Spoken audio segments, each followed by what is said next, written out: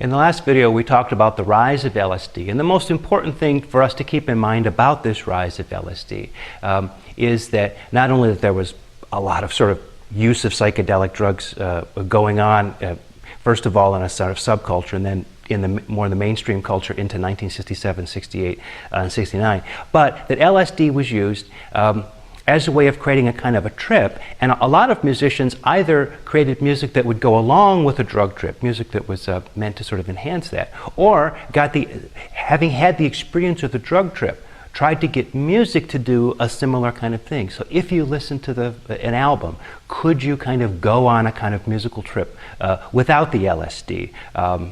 Would that be possible? And so we're going to talk about how music gets serious as it begins to, how rock music gets serious as it begins to sort of address this challenge of creating music that could be substantial enough to become a kind of a trip in that way. And this is the beginnings of something that I call in the book, and we'll talk about in part 2 of the history of rock, something called the hippie aesthetic. What makes up this hippie aesthetic of music? You can begin to trace this musical ambition all the way back at least to the Drifters' There Goes My Baby from 1959, a track produced by Lieber and Stoller. There you begin to see them using the orchestra in ways that are not just sweetening with strings. They're using sort of motivic things that really draw attention to the kind of classical character of the strings and this kind of thing. We can talk about the ambition of Phil Spector and the wall of sound and creating the biggest possible sound there, his sort of teenage symphonies, that kind of idea. We can talk about Brian Wilson's studio experimentation after he stops touring with the Beach Boys and stays in the studio constantly looking for new kinds of sounds, using the studio as his kind of compositional sketch pad, finding new sounds. The music gets increasingly ambitious. We can certainly talk about the Beatles' increasing seriousness. In fact, when we talked about the British invasion, we kind of tracked the Beatles movement from craftspersons to artists, that kind of thing. We can talk about Dylan and the seriousness of lyrics and how that emerges in the mid-1960s. So by the time we get to 1966, 1967, and musicians are starting to think, how can we make the music serious?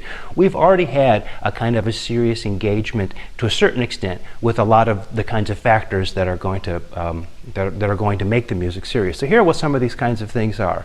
Let's first talk about serious lyrics. One of the things about the hippie aesthetic and a lot of psychedelic music is that the lyrics should deal with serious themes. Not just teen life and romance, I want to hold your hand, she loves you, yeah, yeah, yeah. But something that really sort of deals with serious things like spirituality or society or the role, you know, the terribleness of the terror of war and all these kinds of serious kinds of topics that are not just frivolous kind of romance kinds of ideas. Of course, Dylan had sort of paved the way for this kind of seriousness of purpose with his lyrics, also for artful crafting of the lyrics themselves. This is part and parcel with the idea of the development of the concept album, an album that would sort of be bigger than the sum of its parts, the album itself that would sort of deal with a kind of concept and follow it all the way through. And the album packaging would oftentimes participate in this too. So you've got an album with serious lyrics that all kind of deal with a sort of central kind of topic, and then you've got album art that participates in that. It gets much more ambitious in that way. Serious music, that's another way in which the music can get serious. You appeal to musical styles that already have a kind of cachet for having seriousness of purpose. And the two that are used most are classical music and jazz. In terms of classical music, there are probably two kinds of classical music that are appealed to. One is the kind of 19th century traditional classical music, the kind you might find programmed on most classical music radio stations today. Big orchestral music, string quartets, that kind of thing, Brahms, Beethoven, to a certain extent, Haydn, Mozart, elaborate piano things, Chopin, maybe even into 20th century Rachmaninoff, but very tonal classical music. And then on the other hand, avant-garde music. Tape music, synthesizers, all kinds of sort of crazy creative stuff that in the 60s would have been probably personified by somebody like Karlheinz Stockhausen. In jazz, it really had to do probably more with modal improvisation, some of the kinds of things that Miles Davis started with Kind of Blue at the end of the 50s, and some of the other players, John Coltrane and some of the others that had gotten involved in that. But both of those styles, classical music of both stripes and jazz, were thought of in the community as being, within the community at large, as being serious styles. So if you brought them them into rock, you were making your music a lot more serious. People also started to focus on virtuosity, and we'll talk a little bit later about the development of virtuosity in rock, Jimi Hendrix, Eric Clapton, the development of the guitar hero. It now meant something that you were actually good at playing your instrument. You weren't just somebody standing up there in the matching suit kind of playing along while somebody sang, but you actually had skills on the guitar or the keyboard or the drums or the bass, this kind of thing. And so virtuosity starts to become an important thing, again, drawn from those two styles, either classical virtuosity or jazz virtuosity. So it's either Itzhak Perlman or John Coltrane or Charlie Parker, for example, who are Miles Davis, who are some of your kind of your idols with regard to virtuosity. The use of technology is another thing which helps make the music more serious, and this could be devoted to following the most recent developments in recording technology, being able to put more and more tracks on these recordings, being able to manipulate the sounds in various kinds of ways in the recording studio.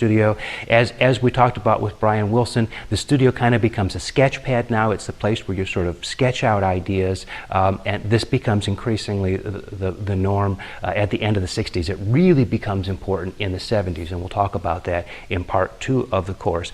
And we find the first use of synthesizers, mostly the Moog synthesizer, and this starts to happen sort of late 68, 69. But the Moog synthesizer initially not being the kind of thing you could take on stage with you, but being the kind of synthesizer that would have to stay in one room, so complicated and so big, difficult to operate that you had to hire a separate guy to come in just to work the synthesizer. And then the first sampling synthesizer, which we've already encountered in the Beatles' Strawberry Fields Forever, for example, which is the mellotron, which had each key had a separate recording of maybe an orchestra or a choir or flutes playing that particular note. So when you played all the keys together, you got a recording of the orchestra playing a C, an E, and a G, and it sounded like an orchestra playing. The earliest sampler, an analog sampler. These things start to work their way into everybody's music because they're new sounds. They're sounds nobody's heard before. And as you get ambitious as a musician, you start to try to create something new, something that's never happened before, something that's experimental, something that's trippy,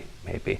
The most important thing that comes out of this is the solidification of the idea that the rock musician now becomes an artist, not simply an entertainer, not simply a pretty face that shows up on the Ed Sullivan Show, but now somebody who has a kind of artistic integrity which they need to develop and which they need to protect in order to have credibility in the community. And so this idea is that they're always exploring new possibilities, always pushing musical boundaries. So take all of those kinds of things together, lyrics, music, virtuosity, technology, this general sort of sense of responsibility for their music as artistic, and we can trace it, as I say, back to the late 1950s and forward. By the time we start to get to 66, 67, 68, 69, it starts to become the dominant model. And that's mostly because these musicians are looking for a way to make their music more serious of purpose, have more seriousness of purpose, because they want the music to take on a little bit more weight as listening music, and that's partly because they're following the idea of the trip. And this is maybe in some ways how music can become psychedelic. So as we start to look at the music itself, we'll turn first to the innovations of the Beatles and the Beach Boys as they push the envelope and help us further understand how music can be psychedelic.